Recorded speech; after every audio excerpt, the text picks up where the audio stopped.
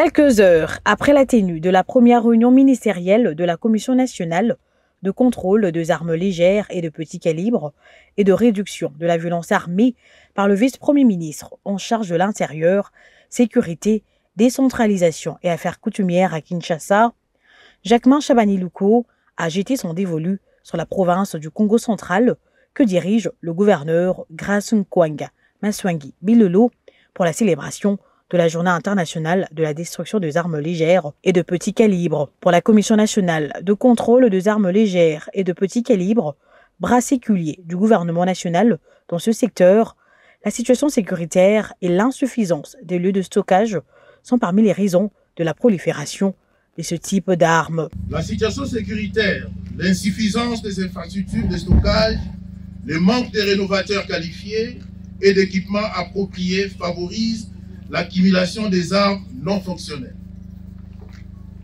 Pour les munitions obsolètes, en fonction de la dangerosité posée par les processus, il s'agit des munitions instables, elles sont détruites sur place. Sinon, elles sont évacuées vers un site de destruction. Dans son mot de bienvenue, l'autorité provinciale du Congo central, Grace Nkwanga Maswangi Bilolo, a loué l'engagement pris par le chef de l'État, Félix-Antoine Tshisekedi Tshilombo, et son gouvernement de faire taire les armes en Afrique. Le chef de l'exécutif provincial a promis donc son accompagnement dans cette lourde mission de la CNC/ALPC qui se veut être une barrière contre la propagation de ces armes légères et fortement accessibles. Ce quinquennat 2024-2028, la Commission nationale de contrôle des armes légères et des petits calibres a comme mission la surveillance attentive de la qualité et du bon fonctionnement des armes légères et de petits calibres telles que soutenues par le service de lutte anti-mine de la MONUSCO, visant à lutter contre la propagation interdite par la loi des armes légères. Je profite de cette occasion pour exprimer ici ma profonde gratitude à son Excellence Monsieur le Vice-Premier ministre, ministre de l'Intérieur, Sécurité et Affaires coutumières, d'avoir choisi notre province comme site de la tenue de cette grande cérémonie. Le patron de la sécurité nationale a quant à lui dressé un bilan plutôt sanglant de cette activité armée responsable de 500 000 décès par an dû à la facilité dans l'accès et le maniement de ces armes légères.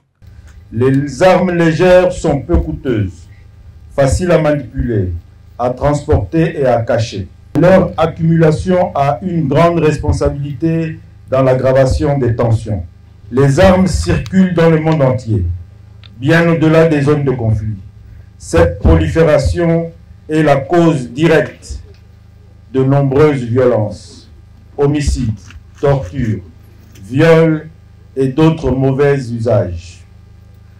Les données de ce marché restent opaques, mais on estime que la vente d'armes classiques, autres que nucléaires, chimiques ou biologiques, représente un volume de 80 milliards de dollars américains par an et à cause de ce trafic, près de 500 000 personnes sont tuées chaque année par arme à feu, que ce soit ou non en temps de conflit.